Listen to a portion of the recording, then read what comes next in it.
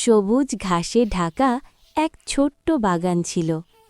বাগানের পাশে ছিল লালচে গাজরের ক্ষেত। সেই বাগানে থাকত ৫টি খরগোশের বাচ্চা, ৩টি সাদা, ২টি কালো, সবারই নরম, তুলতুলে আর খুব হাসি খুশি।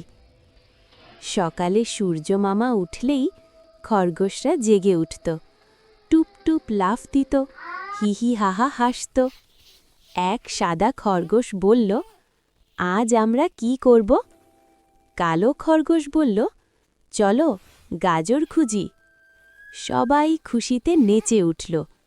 তারা লাফাতে লাফাতে গাজরের খেতে গেল। ঘাস নড়ল, পাতা দুলল, হাওয়া বলল শু শু।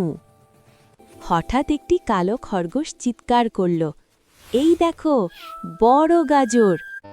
গাজরটা খুব বড়, মাটির ভেতর শক্ত করে বসে, একাই টানলে উঠল না।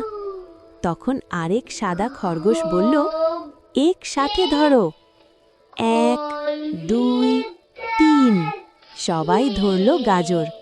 টান টান, হুপ, গাজর উঠে এলো। সব খরগোশ খুশিতে লাফালাফি করল। তারা গাজর ভাগ করল। সাদা পেল, কালো পেল, কেউ কাঁদল না, কেউ রাগ করল না। পেট ভরে খেয়ে তারা ঘাসে শুয়ে পড়ল।